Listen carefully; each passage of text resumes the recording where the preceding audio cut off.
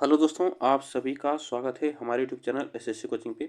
दोस्तों, आज का टॉपिक हम लोग आधुनिक इतिहास से संबंधित प्रश्न, जो कि यह विविध प्रश्न एग्जाम में पूछे जाते हैं और आधुनिक भारत के जितने भी मोस्ट इम्पोर्टेंट प्रश्न हैं यह यहाँ से जरूर एग्जाम में आएंगे। तो चलिए स्टार्ट करते हैं हम लोग आज के यह प्रश्न। और आप लोग एक बार वीडियो को लाइक शेयर जरूर कर दीजिएगा। तो चलिएगा आज का पहला प्रश्न स्टार्ट करते हैं। देखिएगा, आज का पहला प्रश्न है, भूदान आंदोलन किसने प्रारंभ किया था? भूदान आंदोलन किसने प्रारंभ किया था? तो यह भूदान आंदोलन जो प्रारंभ हुआ था तमिलनाडु के पोचमपल्ली गांव से स्टार्ट हुआ था। कब हुआ था? 1951 में, थी ना। 1951 में हुआ था। ये बातें आप याद रखें। तो विनोबा भावे ने, थी ना, विनोबा भावे ने यह प्रारंभ किया था। आगे चलते हैं, नेक्स्ट क्वेश्चन देखिएगा, आनंद मठ के लेखक कौन है? आनंद मठ के लेखक की बात की जाए तो आनंद मठ के लेखक हैं बंकिम चंद्र चटर्जी, ठीक है, बंकिम चंद्र चटर्जी। नेक्स्ट क्वेश्चन देखिएगा, लाइफ डिवाइन पुस्तक के लेखक कौन है? लाइफ डिवाइन पुस्तक के लेखक आपको बताना है, तो यह याद रखिएगा अरविंद घोष, ठीक ना, अरविंद घोष। नेक्स्ट देखिएगा, बंगाल की एशियाटिक सोसाइटी 1784 में स्थापित के प्रवर्तक थे, तो यह आपको बताना है। तो इसमें याद रखना उसके प्रवर्तक थे सर विलियम जोन्स, ठीक ना। नेक्स्ट क्वेश्चन देखिएगा, भारत की संविधान सभा किसके अनुसार गठित की गई?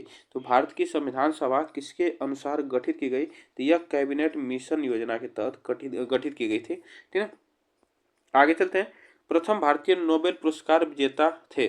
तो प्रथम भारतीय नोबेल पुरस्कार विजेता आपको बताना है, तो यह थे, याद रखना, रविंद्रनाथ टैगोर। यह कब विजेता बने थे? तो यह नोबेल पुरस्कार मिले थे इन्हें, तो यह 1913 में, ठीक है। आगे चलते हैं, देखिएगा, हमारा राष्ट्रीय गीत वंदे मातरम कहाँ से संकलित है? तो वंदे मातरम कहाँ से संकलित है? तो यह आनंद मठ से संकलित है ना, आनंद मठ से संकलित है। नेक्स्ट क्वेश्चन देखिएगा, भारत का राष्ट्रीय पंचांग किस संवत पर आधारित है? तो यह याद रखना शक संवत पर, ठीक ना, शक संवत पे आधारित है। नेक्स्ट क्वेश्चन देखिएगा, दिल्ली में केंद्रीय सचिवालय के उत्तरी और दक्षिणी खंडों का वास्तविद कौन था? तो यह आप याद रखना, हुआ था एडवर्ड लुटियंस, एडवर्ड लुटियंस था। नेक्स्ट क्वेश्चन देखिएगा, निम्नलिखित में से कौन सी कृति रविंद्रनाथ टैगोर की नहीं है? कौन सी कृति जो है रविंद्रनाथ टैगोर की नहीं है? तो वह याद रखना कपाल कुंडला, कपाल कुंडला यह इनकी कृति नहीं है। चित्रा और द कोर्ट डांसर और चित्रांगदा जो है यह किसकी है? रविंद्रनाथ टैगोर की कृति है। आगे चलते हैं, भारत की शासन व्यवस्था में पहली बार प्रतिनिधि एवं लोकप्रिय तत्व को समाविष्ट करने का प्रयास किस माध्यम से किया गया था? तो यह आप याद रखना, वह किया गया था 1892 का भारतीय परिषद अधिनियम, ठीक ना, 1892 का भारतीय परिषद अधिनियम।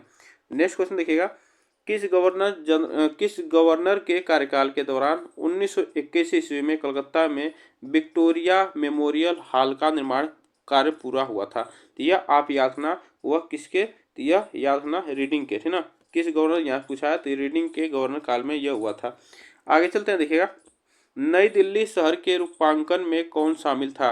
नई दिल्ली शहर के रूपांकन में कौन शामिल था? यह आपसे प्रश्न पूछता है। यह याद रखना एडवर्ड लुटियंस और एडवर्ड बेकर।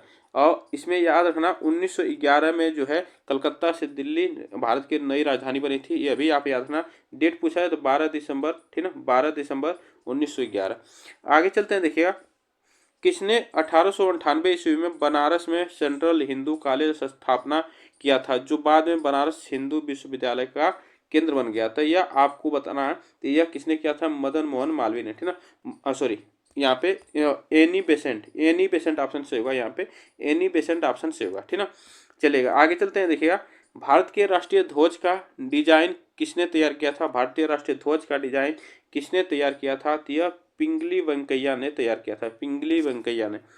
नेक्स्ट क्वेश्चन देखिएगा, देवदास उपन्यास के रचनाकार है। तो देवदास उपन्यास के रचनाकार कौन है? तो यह याद रखना शरत चंद्र चट्टोपाध्याय। देवदास उपन्यास के शरत चंद्र चट्टोपाध्याय है। नेक्स्ट क्वेश्चन देखिएगा, चित्रा उपन्यास किसके द्वारा लिखा गया है? चित्रा उपन्यास किसके द्वारा लिखा गया है? यह आपको बताना है। चित्रा उपन्यास की बात की जाए तो रविंद्रनाथ टैगोर के द्वारा लिखा गया है, रविंद्रनाथ टैगोर के द्वारा। नेक्स्ट क्वेश्चन देखिएगा, प्रेम पचीसी के रचनाकार हैं। प्रेम पचीसी के रचनाकार कौन है? प्रेम पचीसी के रचनाकार जो है प्रेमचंद्र है, ठीक ना, प्रेमचंद्र। ऑप्शन यहाँ पे ए से होगा। आगे चलते हैं, देखिएगा, क्षुधित पाषाण के रचयिता कौन है? तो यह आप याद रखना, इसके रचयिता है रविंद्रनाथ टैगोर। आपको याद रखना रविंद्रनाथ टैगोर। आगे चलते हैं, देखिएगा विश्व इतिहास की झलक के रचयिता कौन है? विश्व इतिहास की झलक के रचयिता कौन है? तो यह है जवाहरलाल नेहरू, ठीक ना, जवाहरलाल नेहरू। आगे चलते हैं, देखिएगा 27 दिसंबर 1911 में पहली बार जनगण मन कहीं पर गाई गई थी। तो यह कहाँ पे जनगण मन पहली बार गाई गई थी? तो यह आपको बताना है। तो इसमें याद रखना कोलकाता में, ठीक ना, कोलकाता एडिशन में यह गाया गया था पहली बार जनगण मन। आगे चलते हैं, देखिएगा भारत में पहला समाचार पत्र किसने शुरू किया था? भारत में पहला समाचार पत्र किसने शुरू किया था? तो यह याद रखना जेम्स हिंकी ने, ठीक है, जेम्स हिंकी ने शुरू किया था। और द बंगाल याद रखना द बंगाल गजट था, ठीक ना, द बंगाल गजट जो था यह 1780 में शुरू किया गया था, ठीक ना, पहला समाचार पत्र था द बंगाल गजट 1780 में।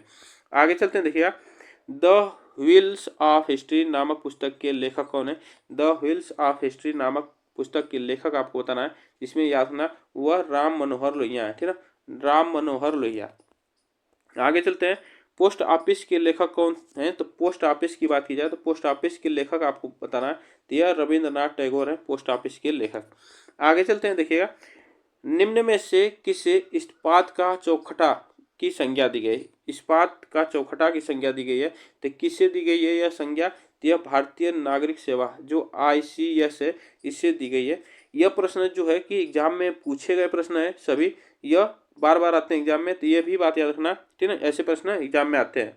देखिएगा गोदान किसकी रचना है? गोदान बात की जाए तो गोदान किसकी रचना है?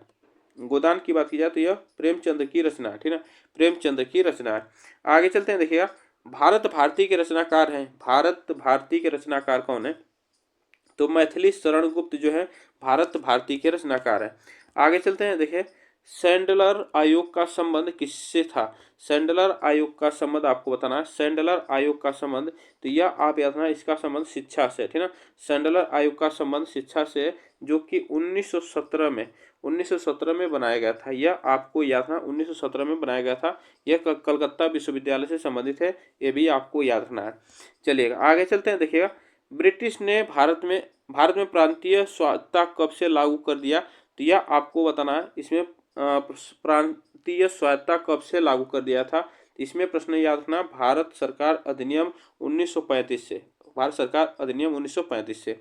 आगे चलते हैं, देखिएगा खिलाफत आंदोलन का आरंभ किया था। खिलाफत आंदोलन का आरंभ किया था किसने किया था? तो यह किया था अली बंधुओं ने, ठीक है, अली बंधुओं ने किया था। कब? 1919 में। 1919 में यह अली बंधु का नाम है मौलाना मोहम्मद अली और मौलाना शौकत अली, ये दो अली बंधु हैं, यह आप याद रखना।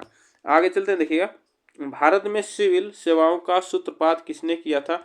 भारत में सिविल सेवाओं का सूत्रपात किसने किया था? यह आपसे पूछा एग्जाम में, तो यह याद रखना लॉर्ड कॉर्नवालिस ने किया था। आगे चलते हैं, निम्नलिखित कथनों पर विचार करिए। निम्नलिखित कथनों पर विचार करना है हमें, तो यह देखिएगा यह प्रश्न एग्जाम में पूछा गया प्रश्न है, ठीक ना। देखिए इंग्लैंड की रानी जो थी 1858 में भारत की महारानी घोषित हुई नहीं।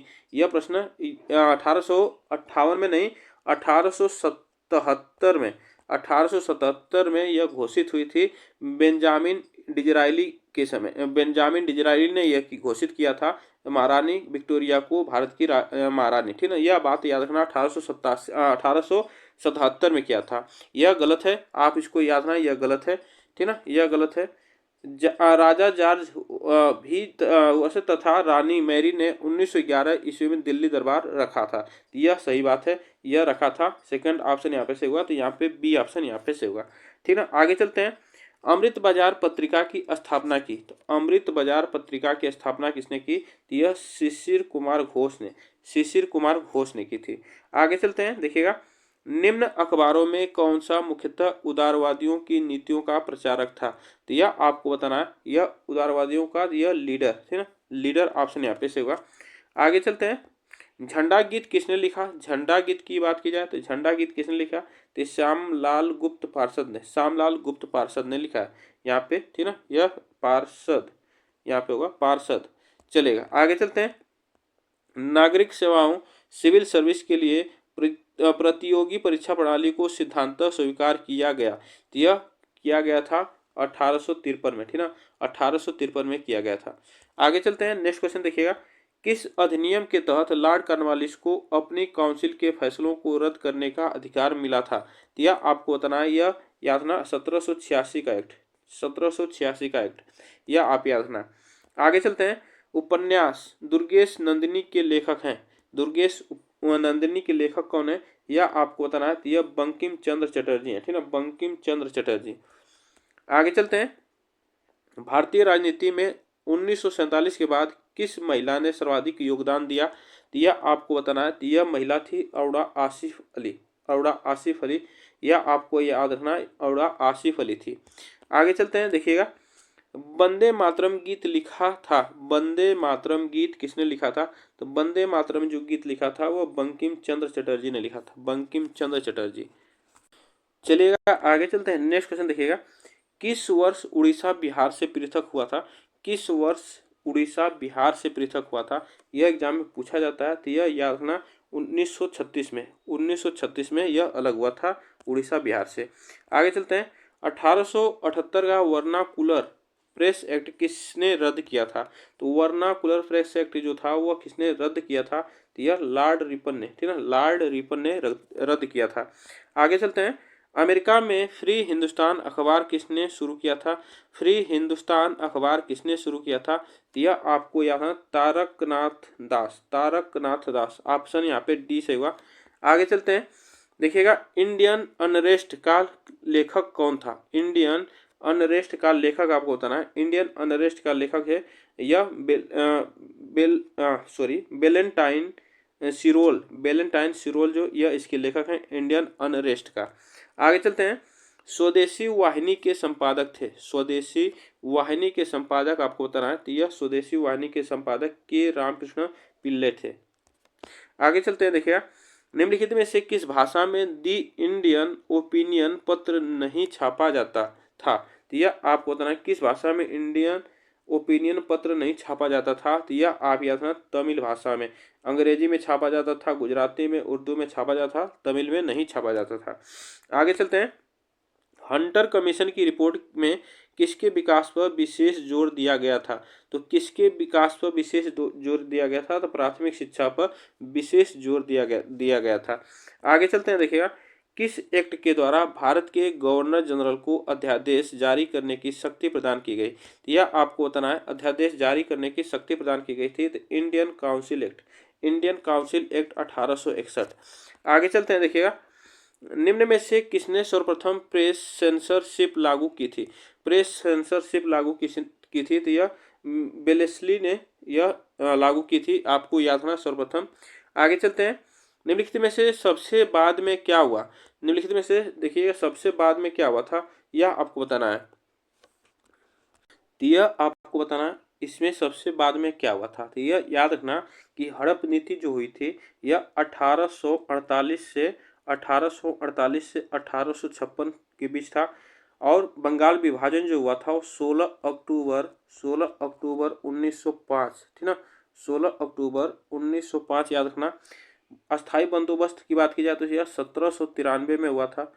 सहायक संधि जो हुई थी यह 1798 में। तो यह आपसे पूछा है सबसे बाद में क्या हुआ था? तो सबसे बाद में बंगाल विभाजन जो हुआ था 16 अक्टूबर 1905 में हुआ था, यह आप याद रखना। आगे चलते हैं, देखिएगा, नेक्स्ट क्वेश्चन देखिएगा, यह प्रश्न मोस्ट इंपॉर्टेंट है।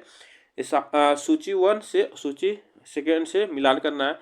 एक तरफ समाचार पत्र दिया और एक तरफ संपादक दिया है। तो ये आप याद रखना, इसमें पूछा है कि हिंदू जो समाचार पत्र था उसके संपादक कौन थे? तो यह याद रखना, हिंदू के समाचार पत्र के संपादक थे जी सुब्रमण्यम थे। या आप याद रखना, सुधारक समाचार पत्र के संपादक जो थे वह जी के गोखले थे, जी के गोखले। या आप याद रखना, वॉइस ऑफ इंडिया के, तो वॉइस ऑफ इंडिया के जो संपादक थे दादा भाई नौरोजी थे। और बंगाल समाचार पत्र के थे एस.एन. बनर्जी कुट थे। यह आप याद रखना। इसमें से कौन सा ऑप्शन से होगा? इसमें से याद रखना, इसमें से ऑप्शन डी से होगा, ठीक ना, इसमें से ऑप्शन डी से होगा। आगे चलते हैं, निम्न में से किसके अंतर्गत भारत में सर्वप्रथम सर्वोच्च न्यायालय की स्थापना हुई? तो यह आपको बताना है। सर्वोच्च न्यायालय की स्थापना हुई तो रेगुलेटिंग एक्ट 1773, रेगुलेटिंग एक्ट 1773। आगे चलते हैं। पत्रकार के कर्तव्य का निर्वहन करते हुए जेल जाने वाला प्रथम भारतीय था।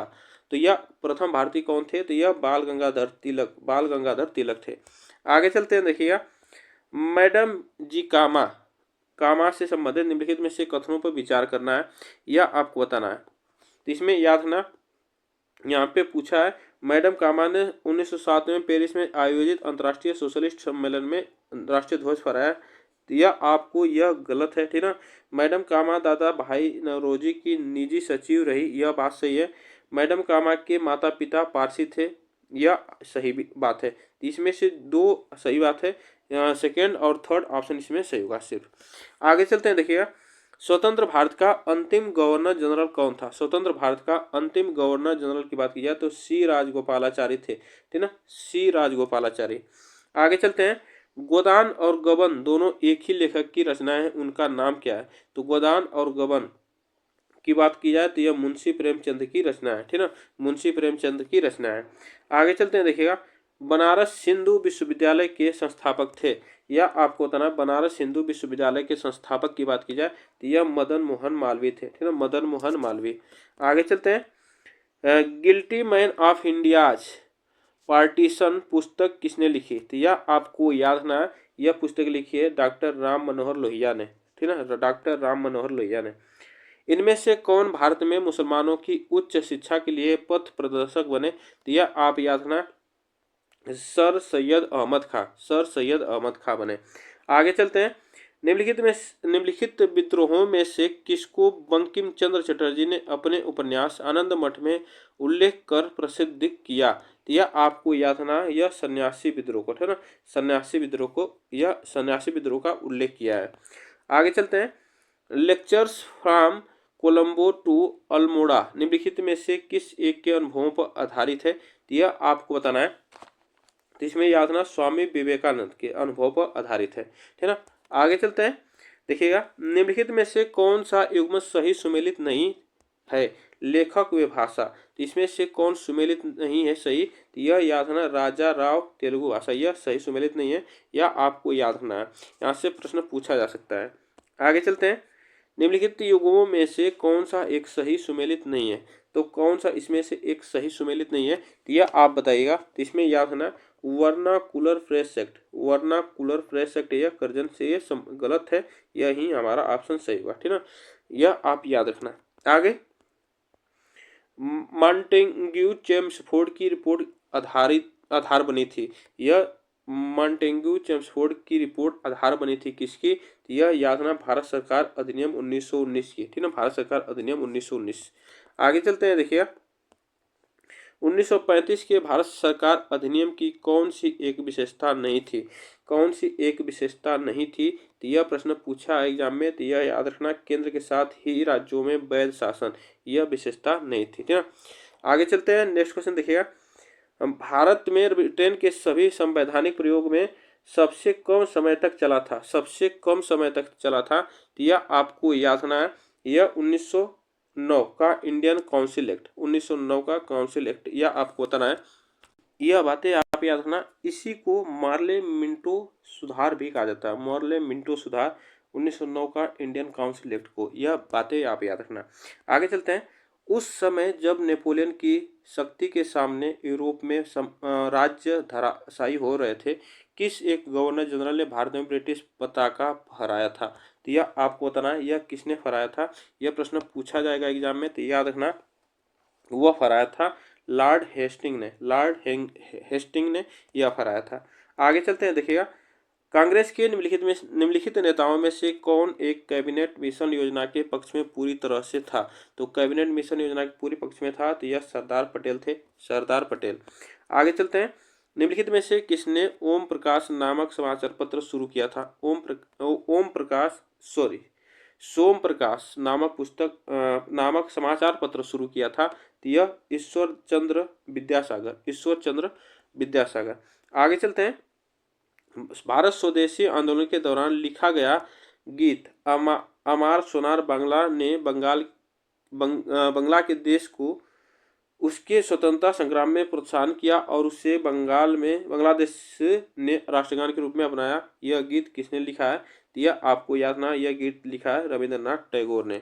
आगे चलते हैं, देखिएगा लॉर्ड मैकाले संबंधित है। लॉर्ड मैकाले संबंधित है, किससे संबंधित है? तो यह याद है अंग्रेजी शिक्षा से। लॉर्ड मैकाले अंग्रेजी शिक्षा से संबंधित है। आगे चलते हैं, निम्नलिखित में से किसने सुबह आज़ादी नामक कविता लिखी? सुबह आज़ादी नामक कविता लिखी है तो यह फैज अहमद फैज ने। आगे चलते हैं, देखिएगा निम्नलिखित में से कौन सा एक जनरल अबुल कलाम आजाद द्वारा प्रकाशित है? तो यह आपको बताना है, इसमें कौन सा ऑप्शन से होगा? तो अल हिलाल, ठीक है ना, अल हिलाल ऑप्शन यहाँ पे से होगा। आगे चलते हैं, गोल्डन ग्रेस होल्ड नामक कविता संग्रह की रचयिता निम्नलिखित में से कौन है? तो यह आपको याद रखना है, वह सरोजनी नायडू, ठीक है, सरोजनी नायडू ऑप्शन यहाँ पे से होगा। आगे चलते हैं, भारत में प्रथम 3 विश्वविद्यालय कलकत्ता, मद्रास, मुंबई की स्थापना किस वर्ष हुई थी? तो यह आपको याद रखना 1857 में हुई थी, 1857 में, ठीक है। आगे चलते हैं, देखिएगा किस अधिनियम ने भारतवासियों को अपने देश के प्रशासन में कुछ हिस्सा लेना संभव बनाया था? यह आपको याद ना, यहाँ से प्रश्न पूछा जाएगा। तो यह इंडियन काउंसिल एक्ट जो था 1861, यह ऑप्शन से होगा। आगे चलते हैं, देखिएगा जब भारत को स्वतंत्रता प्राप्त हुई थी, यूनाइटेड किंगडम में निम्न में से किस पार्टी की सत्ता थी? तो यह आपको याद रखना है, उस लेबर पार्टी की सत्ता थी, या यूनाइटेड किंगडम में लेबर पार्टी की सत्ता उस समय थी। आगे चलते हैं, नेक्स्ट क्वेश्चन देखिएगा, यहाँ पे किस वर्ष राष्ट्रीय गीत वंदे मातरम पहली बार गाया गया था? तो किस वर्ष गाया गया था, यह प्रश्न याद रखना, 1896 में, 1896 में गाया गया था, ठीक ना। आगे चलते हैं, देखिएगा और यह आज का लास्ट क्वेश्चन है, निम्नलिखित अंग्रेज शासकों में से समाचार पत्रों पर प्रतिबंध हटाने का श्रेय किसे है? तो यह आपको याद रखना है, वह श्रेय जाता है चार्ल्स मेटकॉफ को, चार्ल्स मेटकॉफ को, तो यह आपको याद रखना है। तो आज के लिए बस हम लोग इतने प्रश्न करेंगे। आप बताइएगा ये प्रश्न कैसे लगे, वीडियो को एक बार लाइक शेयर जरूर कर दीजिएगा। तब तक के लिए थैंक यू सो मच आप सभी को, और चैनल को सब्सक्राइब कर लीजिएगा, जिससे कि यह क्लास आपको डेली यहाँ पे मिलती रहेगी।